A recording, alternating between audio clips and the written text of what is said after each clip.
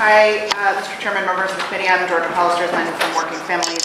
You have my written testimony. I'm just going to highlight a couple of things.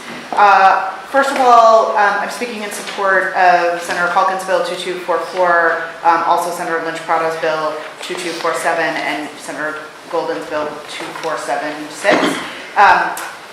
And I want to highlight that all these increases in the minimum wage, they have disproportionate impacts on women and people of color.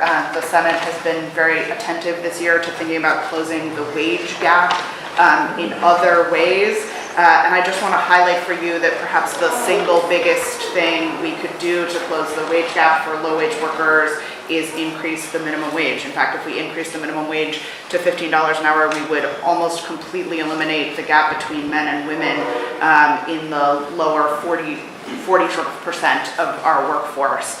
So it makes an enormous difference as an equity issue, as well as just allowing people to meet their basic needs.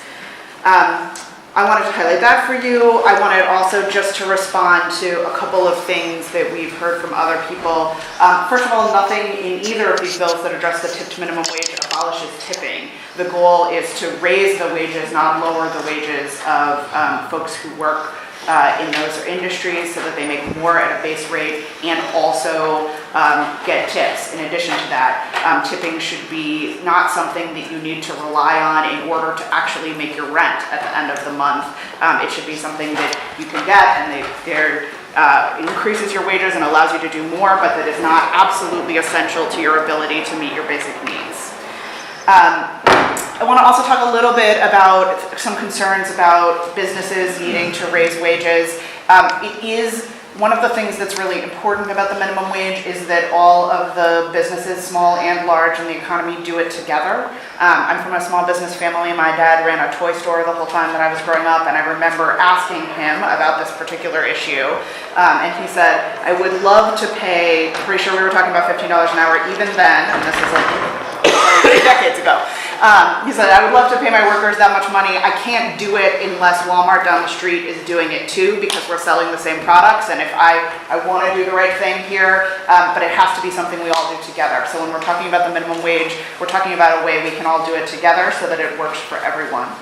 I want to also respond to some of the conversations about the Seattle study. I think that study has been pretty widely discredited, in part because it compares Seattle, which, as you heard, has a booming economy, to some other cities in Washington state, which, as you can well imagine, do not have the same kind of booming economy.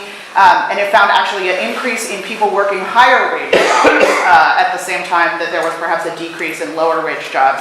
There's been an enormous number of studies about this, and they almost all find almost no job loss in response to increasing the minimum wage. I also want to say that when they're measuring job loss, they're talking about loss of hours, and some amount of that is indeed appropriate. One of the things that's a problem if you don't have an adequate minimum wage is you have somebody working 80 hours a week. It would not be a bad thing if that minimum wage worker were able to work fewer than 80 hours a week and have more time to spend with her family or pursuing higher education or on other pursuits.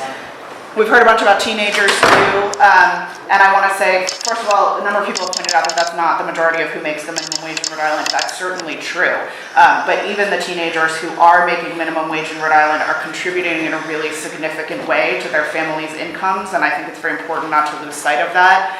In sum total, teenagers contribute 10% to their families' incomes. If you're talking about the lowest 20% of income for families, those teenagers are contributing 25% of their family's income. So it's not a trivial amount, it's not an extra amount, it's totally important to those families surviving.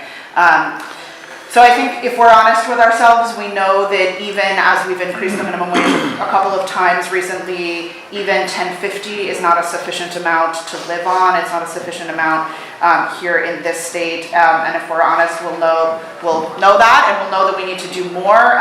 We support both Senator Lynch-Prado's bill to raise the minimum wage to 11 and then 12, and then also Senator Hawkins to keep that going to 15. Those things are not in conflict with each other at all. We should do both. Thank you.